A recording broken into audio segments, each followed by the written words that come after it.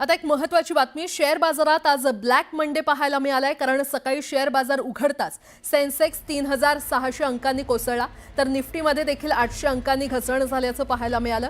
अमेरिकेनं शनिवारपासून Donald Trump यांनी जाहीर केलेला 10% टॅरिफ वसूल करण्यास सुरुवात केली आहे. ज्या देशांशी अमेरिकेचा व्यापार आहे त्या देशांमधून येणाऱ्या सर्व आयातीवर हे शुल्क लादण्यात आलंय. त्याचाच भारतीय बाजारासह जागतिक शेअर बाजारावर देखील परिणाम झालाय.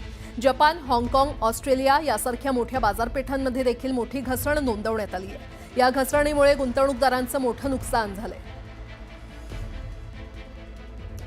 तर आपण पाहतोय शेअर बाजारात खरं तर आज ब्लॅक मंडेच पाहायला मिळालेला आहे. कारण सकाळी शेअर बाजार उघडताच सेन्सेक्स 3600 अंकांनी कोसळलेला आहे, तर निफ्टीमध्ये देखील 800 अंकांनी घसरण झाल्याचं पाहायला मिळालंय. अमेरिकेनं शनिवारपासून डोनाल्ड ट्रम्प यांनी जाहीर केलेला 10% टॅरिफ वसूल करण्यास सुरुवात केली आणि ज्या देशांशी अमेरिकेचा व्यापार आहे त्या देशांमधून येणाऱ्या सर्व आयातीवर हे शुल्क लादण्यात आलेलं आहे आणि त्याचाच भारतीय बाजारासह जागतिक शेअर बाजारावर देखील परिणाम झालाय. जपान, हाँगकाँग, ऑस्ट्रेलिया यासारख्या मोठ्या बाजारपेठांमध्ये मोठी घसरण नोंदवण्यात आलेली आहे आणि या घसरणीमुळे गुंतवणूकदारांचं मोठं नुकसान झालंय.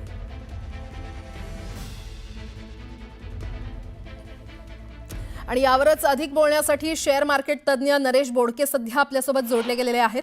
नरेश सर, न्यूज 18 लोकमतमध्ये आपलं स्वागत आहे. खरं तर आज ब्लॅक मंडे शेअर बाजारात पाहायला मिळालेला आहे, आपलं काय विश्लेषण? मला असं वाटतं थोडंसं आपण 1-2 मिनिटात प्रेक्षकांना आपण याच्या अगोदरच हे सांगूया, बॅकग्राऊंड सांगूया. 2 एप्रिलला ज्या दिवशी डोनाल्ड ट्रम्प जे आहे राष्ट्राध्यक्ष अमेरिकेचे, त्यांनी जी पॉलिसी अनाऊन्स केली त्याप्रमाणे जगभरातल्या बहुतेक देशांवरती त्यांनी रेसिप्रोकल टॅरिफ लावला. आता रेसिप्रोकल टॅरिफ म्हणजे अगोदरच बाकीच्या कंट्रीजचा जो टॅरिफ आहे त्याच्या बदल्यात म्हणजे त्याच्या विरोधात त्यांनी टॅरिफ लावलाय. जसं इंडियाचा टॅरिफ साधारणतः 20 ते 22% आपण अमेरिकन वस्तूंवरती ऑन ॲव्हरेज लावतो, त्याच्या अपोजिट अमेरिका मात्र 2 ते 3% मध्ये लावत होतं, जो आता परत 26% वाढवला गेलाय. म्हणजे असं सर्वच कंट्रीमध्ये सर्वच सेक्टरवरती आता हे जे काही परिणाम ते दिसायला लागलेत. आता हा निर्णय झाल्यानंतर सगळे स्टॉक मार्केट जे आहे जगातले, हे सगळे स्टॉक मार्केट्स अगदी 2 एप्रिल नंतरच खरं तर मध्ये सॅटर्डे संडे असल्यामुळे याच्यावरती तेवढा परिणाम दिसला नाही, पण अगोदरच्या दिवशी मात्र फ्रायडेला याचा परिणाम दिसला होता. आज आपण जर त्याचं विश्लेषण केलं तर त्याचे 4-5 कारण आपल्याला म्हणता येईल की जगभर नेमकं जे चाललंय त्याच्यामुळे काय परिणाम होणार आहे. तर मला असं वाटतं की जगभर जे काही स्टॉक मार्केट्स आहे, शेअर मार्केट्स आहे, याची पडझड तर चालूच आहे. ती पडझड इतकी मोठी आहे की मला असं वाटतं काही काही एरियाजमध्ये, म्हणजे जसं की आपण एशियामध्ये विचार केला, आशिया खंडावर विचार केला, तर साधारणतः 2008ला जी परिस्थिती होती ती परिस्थिती आज तयार झाली. म्हणजे सबप्राईम क्रायसिस झाले होते त्यावेळेला अमेरिकेमध्ये, ज्यावेळेला लेमन ब्रदर्स जो काही मोठा जो प्रॉब्लेम झाला होता, त्यानंतरचं जी काही परिस्थिती तयार झाली ती परिस्थिती आज आपल्याला पाहायला मिळते. आता याच्यात आपल्याला जर अजून डिटेलमध्ये विश्लेषण केलं की जगभर जे काही स्टॉक मार्केट पडले आणि आज आपण निफ्टी आणि सेन्सेक्स, बीएससी सेन्सेक्स जर आपण बघितला तर हे सगळं साधारणतः 20 लाख कोटीचं नुकसान झाल्याचं आपल्याला दिसतंय. 20 लाख कोटी ही खूप मोठी अमाऊंट आहे. ती एका दिवसात जर ती शेअर मार्केटमधून जर वाईप आउट होणार असेल तर तो अर्थव्यवस्थेसाठी खूप मोठा फटका मानला जातो.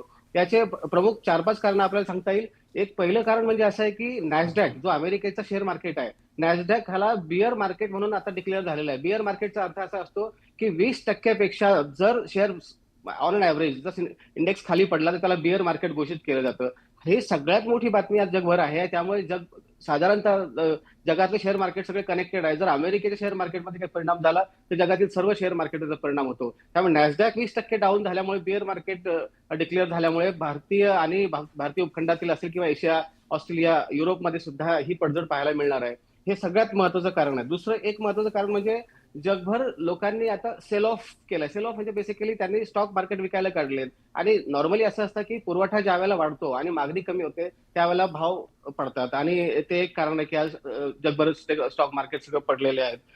तिसरं एक कारण आपलं असं सांगता येईल की जगभर आता एक नॉर्मली स्टॉक मार्केट हे सेंटिमेंट्सवर काम करतं किंवा रॅशनल एक्सपेक्टेशनवर काम करतं की आता मार्केटकडनं काय अपेक्षा आहे. मार्केटच्या अपेक्षा जर चांगल्या असतील तर लोक त्याच्यावर गुंतवणूक करतात, पण मार्केटकडनं जर अपेक्षा नसतील तर त्या गुंतवणूक काढून घेतात. तर जगभर जी काही आता जी फिअर आहे, जी भीती आहे, ती भीती आहे की आता जगामध्ये मंदीचं सावट येते की काय. आणि ऑलरेडी अमेरिका, युरोप हे जे देश आहेत किंवा हे जे ग्रुप आहेत यामध्ये विकासाचा दर हा कमी आहे, महागाई जास्त आहे. आणि त्यामुळे आज जगभर महागाईचं संकट येत आहे कारण सगळ्याच वस्तू आणि सेवांची मागणी वाढण्याची शक्यता आहे कारण रेसिप्रोकल टॅरिफ लावल्यामुळे अमेरिकेत सुद्धा वस्तू व सेवांच्या किमती वाढणार आहेत कारण ते अदरवाईज स्वस्त दरात त्या ग्राहकांना मिळायच्या ते आता महाग दरात मिळणार तसंच जगभर घडणार आहे सगळ्याच आपलाही टॅरिफ कमी नाहीये आपणही जो टॅरिफ लावतो अमेरिकेवरती तोही खूप जास्त आहे उदाहरणार्थ जो काही बाउंड टॅरिफ आहे आपला WTOच्या याच्याप्रमाणे तो बाउंड टॅरिफ आहे साधारणतः ऑन ॲव्हरेज आपला 130% आपण टॅरिफ लावतो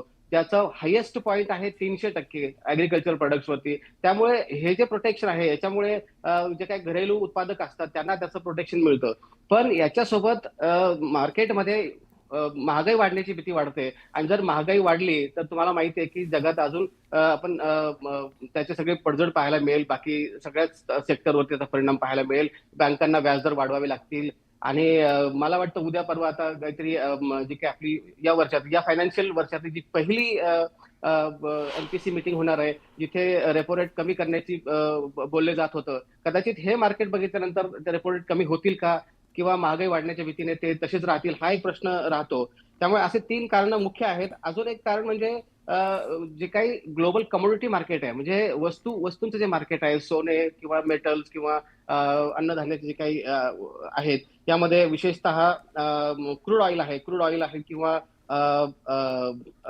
कॉपर आहे हे असे सगळे जे काही कमोडिटी मार्केट सुद्धा कोसळलेलं आहे आणि त्याच्यामुळे त्याचाही परिणाम आपल्या शेअर मार्केटवरती झालेला दिसतो दुसरा अजून एक महत्वाचा भाग याच्यामध्ये असा आहे की जे गुंतवणूकदार आहे परदेशी गुंतवणूकदार आहे हे सगळे आता रिस्की मार्केट सोडून चांगल्या सेफ जागी जायचा प्रयत्न करतील जिथे कमीत कमी त्यांना नुकसान होईल असं त्याचा प्रयत्न असेल त्यामुळे सुद्धा इथून फॉरेन जे काही इन्व्हेस्टर्स आहेत त्यांनी त्यांचे शेअर्स विकून टाकलेत आणि ते इथून भारत सोडून बाहेर जायच्या प्रयत्नात असल्यामुळे आणि अंतर्गत सुद्धा काही लोकांनी सेल ऑफ केल्यामुळे सुद्धा मार्केट पडलेलं दिसतं आपल्याला दुसरं आहे आता सगळ्यात महत्वाची भीती जगभर जी व्यक्त केली जाते ती म्हणजे हे जे काही व्यापार युद्ध चालू झाले हे व्यापार युद्ध खरं तर ट्रम्प यांच्या पहिल्याच टर्म मध्ये त्यांनी सुरू केलं होतं चायनाच्या विरुद्ध ज्यावेळेला त्यांनी टॅरिफ लावला होता आणि त्या बदल्यात चायनाने परत टॅरिफ लावला होता त्यावेळी ट्रेड वॉर सुरू झालं त्याच्यावरती आम्ही एक छोटंसं काम केलं होतं मी स्वतः त्या पेपरचा ऑथर आहे त्यात असं लक्षात आलं की अमेरिकेचाच ऍक्च्युली याच्यामध्ये जास्त लॉस होता आत्ताच्या वेळेला सुद्धा चायनाने जवळजवळ 35-36% टॅरिफ त्यांच्यावरती लावलेला आहे आणि